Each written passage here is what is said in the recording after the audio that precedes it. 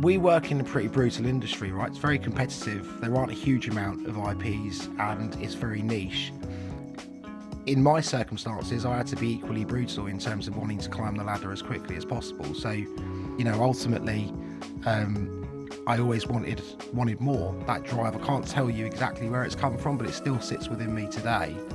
You can feel it, and I think you need that in order to do anything successfully, particularly if you are going to decide to run your own business. Without that drive, you ain't gonna have much joy. Today on Talent at the Top, I'm joined by Marco Piacquadio, partner and founder of FTS Recovery, a young, fast-growing independent insolvency practice with 40 staff and 5 offices across the UK. Marco's restructuring career spans 2 decades. He qualified as an insolvency practitioner 9 years in, whilst working as an insolvency manager, and his trajectory since then has really accelerated. Marco worked for 2 of the leading household mid-market restructuring practices in the UK before launching his own business 3.5 years ago. And today, Marco talks me through his journey, the key milestones that he's gone through in his career, and the importance of taking the opportunities once they're there. Marco, thanks for being on Talent at the Top. I feel like I've known you such a long time, and I feel like there's lots of things I would like to ask you, but it makes sense, I think, for us to start with present day, FTS Recovery, your business, your baby. A lot of people I speak to say they want to set up a business, that's always been their dream, but don't actually follow through with that. You did. Why did you do it? Must be mad, mate. Firstly, thanks for having me on. It's a great opportunity for me to share, so appreciate it. Look, I was primarily probably just fortunate. I didn't really have this big vision to set my own business up one day. But what I did do was I was lucky enough to fall in with an opportunity at the right time. Mm-hmm. And I suppose I just had the foresight and the guts to go with that opportunity when it was presented to me. It's not an easy thing to necessarily do, is to make that big leap of faith. But there was no kind of master plan to set up a insolvency practice at any stage. It was more circumstantial. So at the time I was a partner at a listed business in the UK. It was pretty much my dream role. I'd only been in it for 12 months.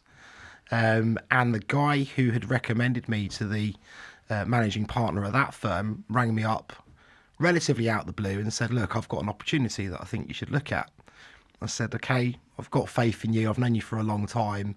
What's the harm in exploring whatever you've got to tell me? So I got introduced to what is now my existing shareholder group. And these guys were similar age, similar demographic, very entrepreneurial.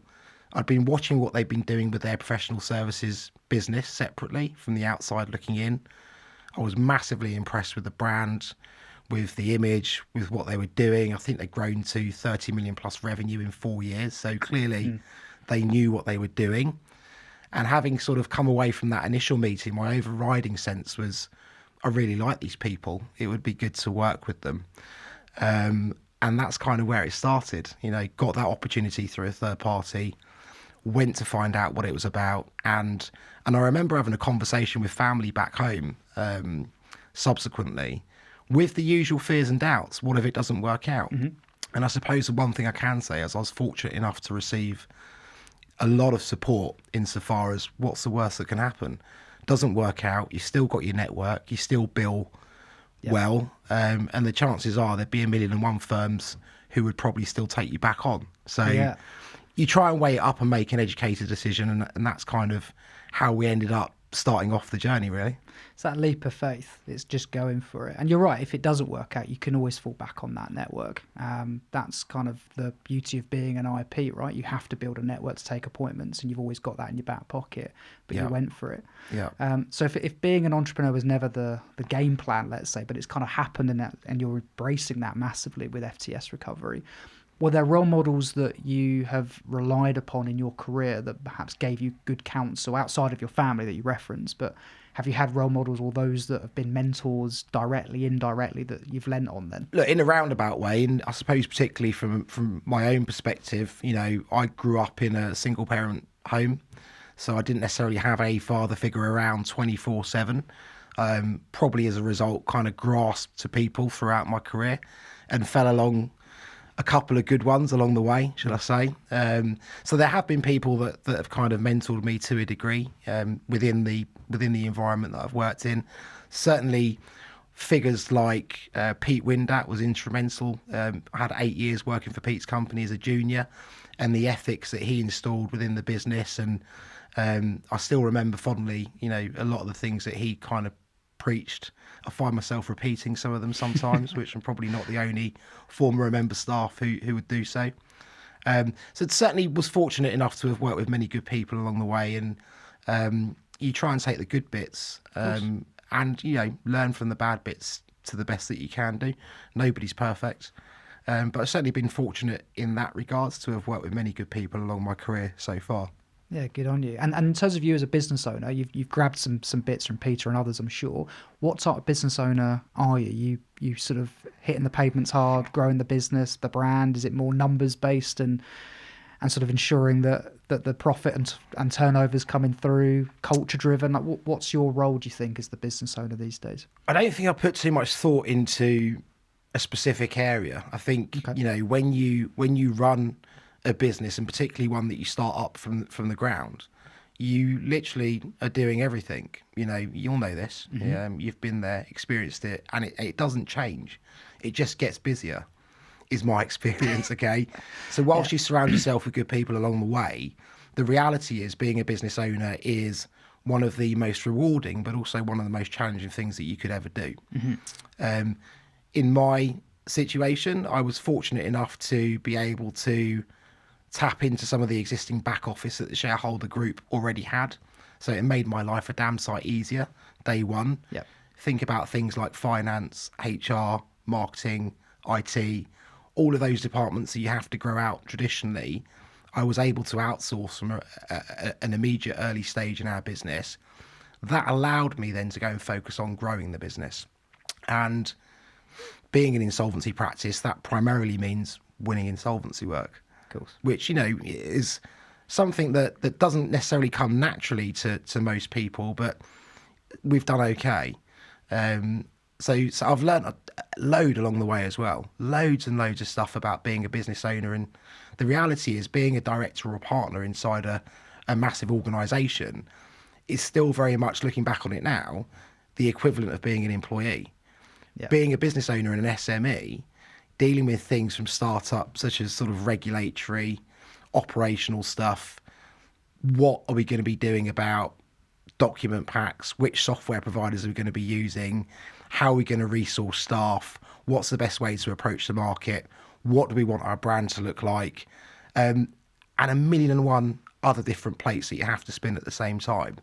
So it's been a steep learning curve. Again, you've got to remain, in my opinion, you've got to be able to kind of pivot as well, because things change on a daily. So, whilst you can have your plan to execute from day one, you've got to be versatile and able to pivot. And fortunately, looking back on the 3.5, 4 years to date, we've done an all right job so far. Yeah, good. Well, got to be adaptable. Got to just 100%. Deal with what comes in. Yeah, battle it.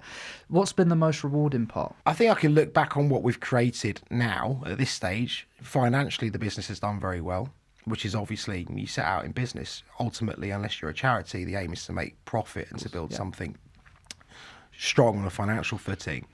But in terms of the people that we've now got within the business, that's one of the most satisfying things to be able to look at, because what we've done is we've gone from a team of me and 4 people when we started to a team of about 45, and within that group of people we've been able to accelerate people's careers. We've been able to help them not only on a professional footing with exams and ongoing study and experience cradle to grave on decent casework, but equally I've seen people within the business get married along this journey. I've seen them buy their first home.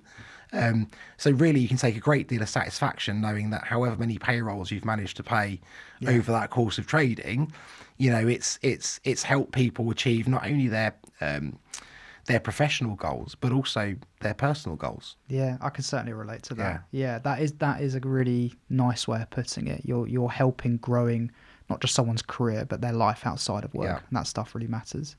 Let's go back to the beginning of your career, because we've spoken about present day, but I'm sure you've been on quite the journey to get to that point. So let's talk about you as a sort of young Marco coming into the workplace for the first time. How did you find insolvency? How did that even happen for you? You'll hear this from 99 out of 100 IPs. I fell into it. Yeah. So this was back in, I think, 05. I'd graduated with a business degree. I'd always taken some form of interest around accounting/law. But I didn't really ever know what I wanted to do when I was at 15, 16 years old. Who does? Not many people.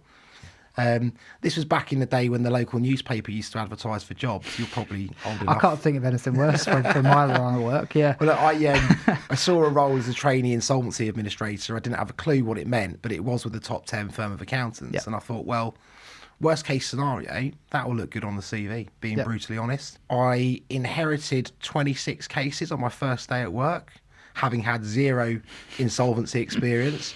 But I had a really, really great manager, senior manager, who was able to kind of introduce me to the world of insolvency and slowly help me work through that caseload. And I think actually you're only ever as good as the training that you're given in any industry.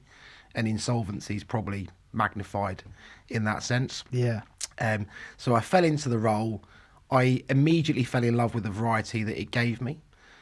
Dealing with creditors who are owed money one day or 1 minute, dealing with agents to realise assets, dealing with lawyers to, pursue litigation and deal with property and employee issues. So there was such a variety that is afforded to us within this industry. It really gives you a good grounding because you're not just dealing with one sector either. You're dealing, completely sector agnostic. It might be the motor industry one day, it might be retail the next. So I fell in love with it pretty quick, I'll be honest with you. I remember being at family barbecues and being asked about how it was going, and I could speak for hours and probably bore people to death, but it meant that I was enjoying it, which is positive. Yeah, that is important.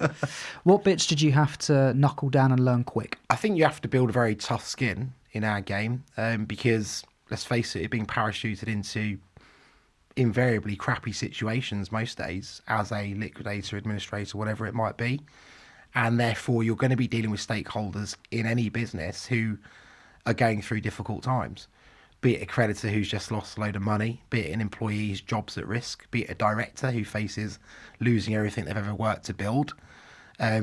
Without having a tough skin, you ain't going to really last very long in our game, to be honest with you.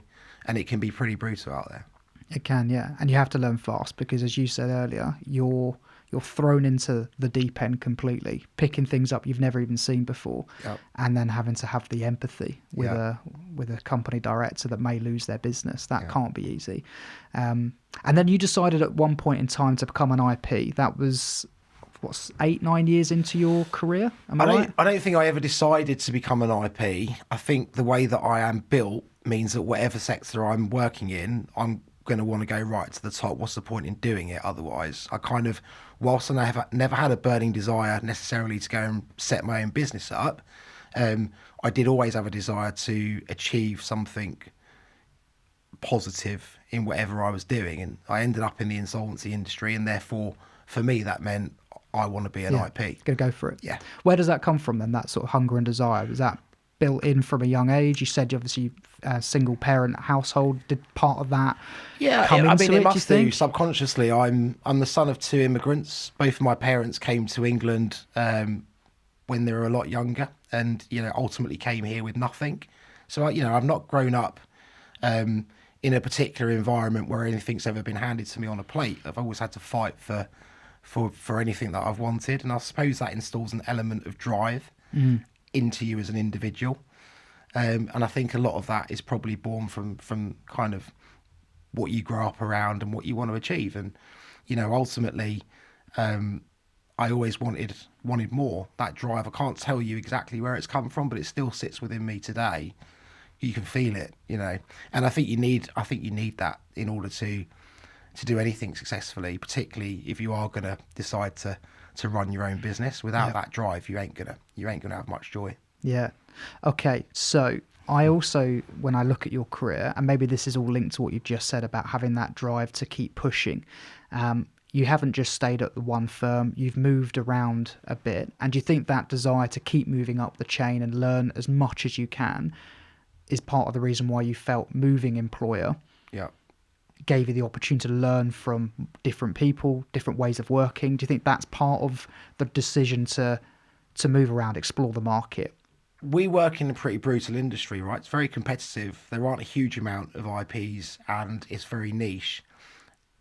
In my circumstances, I had to be equally brutal in terms of wanting to climb the ladder as quickly as possible. So each of those moves that I made within the different steps and stages of my career were made as a result of me wanting to progress probably quicker than I might otherwise do if you stay put. Yep.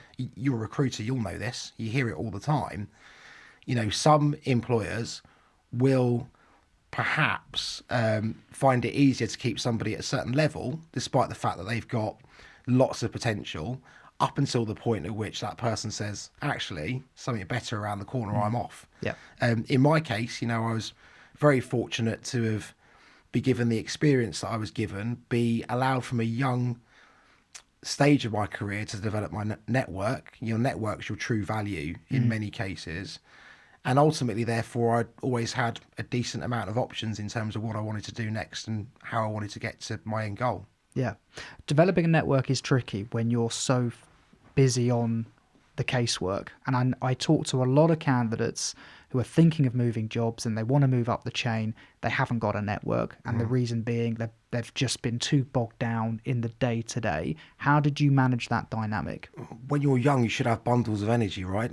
So for me, literally, I wanted to achieve something. I was going to achieve it regardless of what that meant from an hour's perspective. And I know life's very different nowadays, but during those years when I was coming up through the ranks, I'd do whatever it took. And fundamentally for me, building a network, I saw it as fun.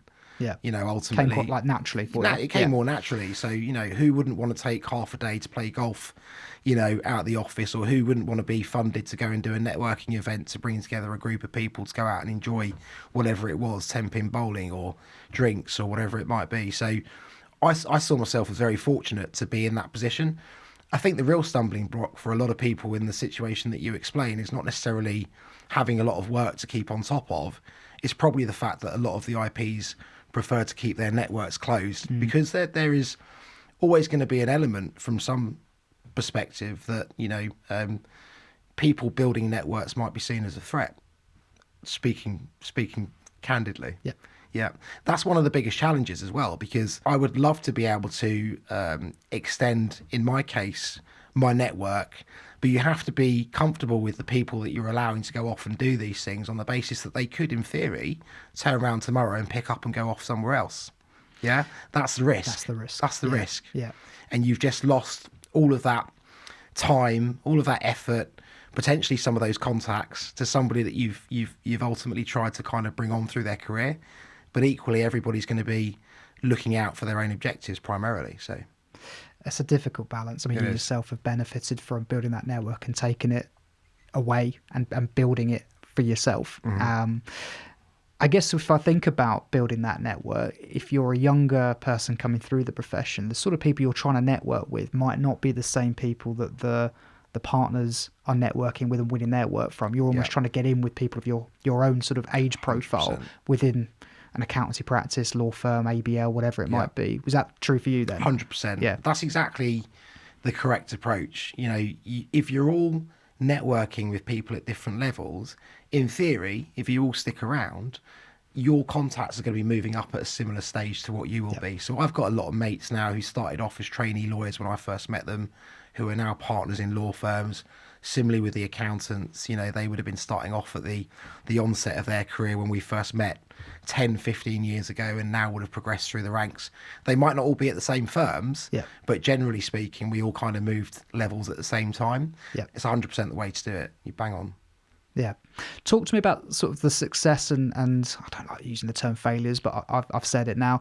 Things that have gone really well for you in your career and the things that haven't, and then how you sort of have dealt with the setbacks, let's call them. I used to take things personally for a while when things didn't go right, or you lose a job. And then I think you become a little bit more educated around how the world works. And fundamentally, depending on which firm you're sat in, you have to appreciate that things are going to go your way sometimes, and in other situations they're not. So you kind of lose that. You lose that taking things personally, which is a good thing because you see the world for what it is, and you just realise that things are structured in life in a particular way whereby you need to know how to play the game, right? One of my biggest setbacks was missing out on the corporate JIB paper first time around. So how it was structured back in the day when I sat it, which feels like a long time ago now, was 3 papers. Yeah. And the firm that I was at the time would put you in for personal insolvency in the first year, and then you'd sit your 2 corporate papers the subsequent year. So I passed the personal paper year 1.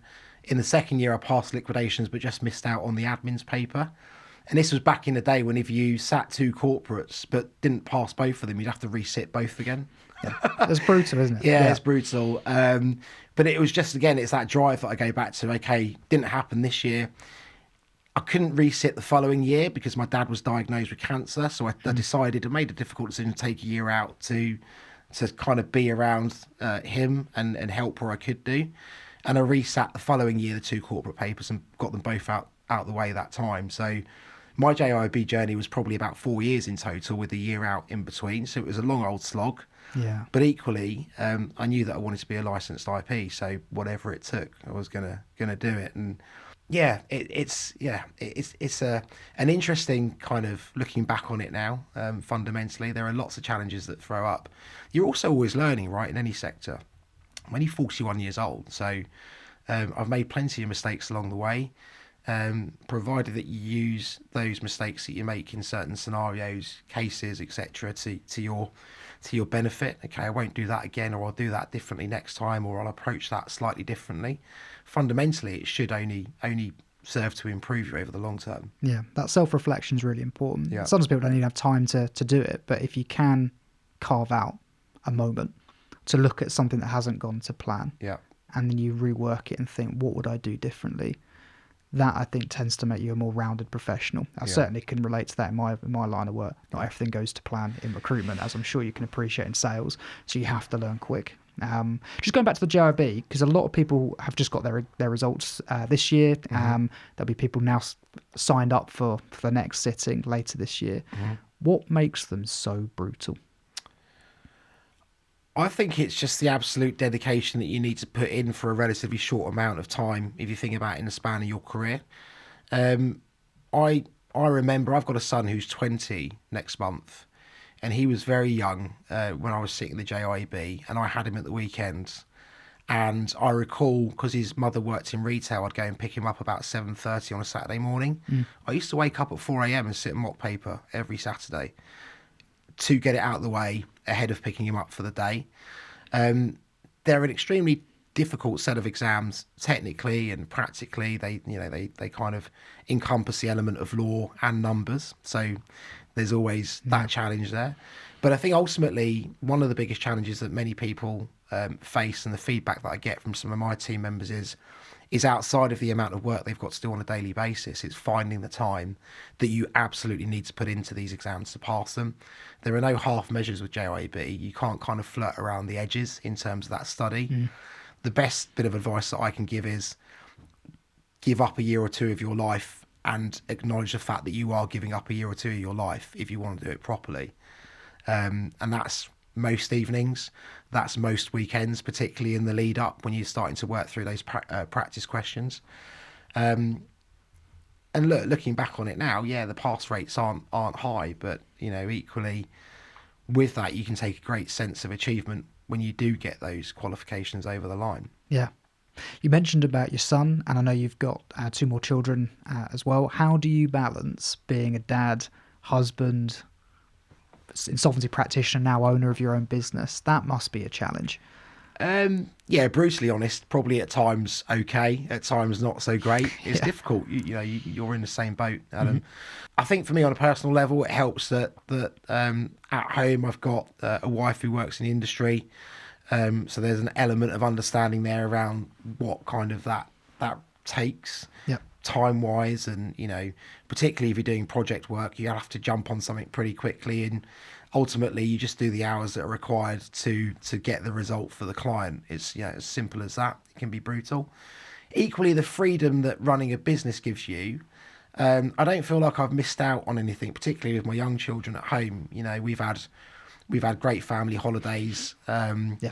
We've had lots of days where I've been able to go, right, today I'm setting this aside to go to a zoo or an aquarium or whatever it might look like. I think the freedom of being a business owner, and to a degree, kind of, you know, being central within the business, you've always got that ability to say, you know what, guys, I'm taking half a day out. I'm going to go and do this. But equally, you're probably the same. I don't remember a holiday for the last 10 years where I've not had my laptop with me. Do you think it's harder, or it was harder, being a partner for a different practice where you're not the owner versus you being the business owner and maybe having a bit more control of your time? Do you think there's any difference? It's a good question.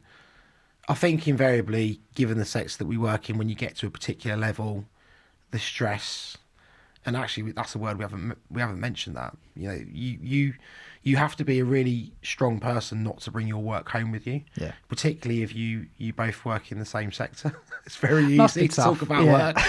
work. And look, we all have good days and bad days. Doesn't matter what sector we work in. But no, I think to answer your question, there is a difference being a business owner in terms of finding the work-life balance compared to previous life as partner at larger organisations. A lot of the operational tasks get taken care of for you when you work in one of the big machines. You don't have to worry about them. You see it happening behind the scenes and it just works. Fundamentally, at a boutique practice, whilst we've grown out operational divisions now and have got a great group of people who primarily have really come a long way or have helped the business come a long way with this operational stuff, particularly at the outset, it just falls on your shoulders. It's got to be done. So it can make life more difficult to find that balance at home. Let's. I'd like to sort of talk about your firm now, going back to sort of FTS recovery. The staff you've got, because you said right at the beginning, you started as four Yep. staff, and now we're at 45. That's Yep. quite a significant growth in a pretty short space of time. How have you gone about building a culture? That's probably one of the most difficult things in my experience when you build your business, is to decide upon what culture you want to present within the business and ultimately what you want to be known for as a brand. Because ultimately we're providing insolvency restructuring services as core service offering. And outside of that, it's probably a little bit initially outside of my comfort zone skill set. Yep. So we've worked with agencies in that regard, brand encyclopedias, all of this kind of stuff in terms of determining what do we want to be known for as a firm. I think one of our biggest selling points as a business is that we are a boutique. And that does make us stand out insofar as we're still very much director-led in the work that we win. And I still very much have a lot of similarities with those directors who are engaging our business in terms of the challenges that you and I face every day as a business owner. Yep. So that's probably our core selling point, is we get it.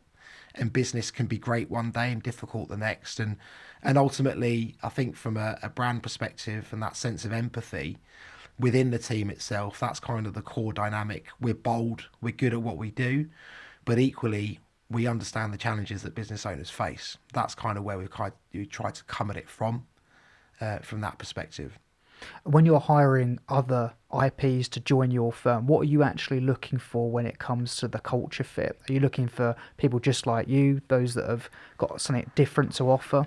I don't think I'd have a great deal of success if we just employed people who tried to kind of look as a carbon copy of yourself, because with anything, there'll be people in life who like what you've got to say and like you, and there'll be people who don't. And you know, one of the things that stands out for me from kind of going up through the ranks is always hearing the fact that you can't be everybody's cup of tea, and therefore you need to have a blended team of people who offer different things. I think I mentioned to you prior to starting this podcast today, 50% of our appointment takers are female within the business, which is, again, it's not something that's kind of happened intentionally. It's the right person for the role. I'm a firm believer in that, right? Doesn't matter what the background is, right person for the role. And culturally, yes, there is always an element of whoever we're bringing into the team, we don't want them upsetting the apple cart. We've got really kind of happy group of people. They need to fit in on a personal level with the rest of the team. But again, I think we've managed to find the right blend of people with the right skill set, you know, and kind of testament to where we sit today. It's gone pretty well. You never get it always right. There've been one or two along the way that haven't quite worked out. Again, that's nothing personal. It's just, you know, business. But it is a challenge in itself. Yeah, of course it is. Recruitment's probably the biggest challenge actually in our industry. It is for me as well. What makes a good IP for you? When you're recruiting an IP or you've worked with IPs in your career, what do you think are the hallmarks of a good practitioner? I've worked with a lot of good IPs. I've been very fortunate to work for a number of excellent IPs. I've got to a stage in my career now where I can categorise IPs, I think, and it's what we do as a business, as either a 1, a 2 or a 3. Okay. So a 1 is effectively a rainmaker whose main skill set is to win work. Yeah. There are only 1,000 odd IPs who take appointments in the UK, roughly, so we're a very small industry anyway. These people are like gold dust, people that have got the ability to go and win 2 or 3 million quid's worth of work a year. There aren't a huge amount of them out there. You'll know this as a recruiter in our industry. A 2 I'd categorise as technically very strong, probably more of a back office person, but every one will need a number 2. Yeah. Because ultimately, the ones are going to be out and about doing their thing, winning work, and they're going to want very safe pairs of hands to land that work with back in the office. There are more 2s in the world, and again, JIB is a great qualification so far as it gives you that technical experience and level of expertise to be kind of deemed to be safe pair of hands. The number 1's like gold dust, the number 3's certainly like gold dust. It's a combination of 1 and 2. So somebody who's able to win a really good amount of work, but also be very technically strong. Yeah. I would say that there's probably between 5 and 10% of all IPs in the UK fall within that category. They're very few and far between. That's kind of what we look at nowadays in terms of categorising IPs, a 1, 2 or a 3. What number are you? Good question. Ask somebody else. I have a good ability to win work. Yeah. As I've grown the business, my role going forward, I'd hope will continue to evolve. I'd like to see the firm less reliant upon me being a 1 going forward, and I'd probably like to move more into a kind of CEO type role, so I can have more time focused on growing the business rather than leading appointments and winning work.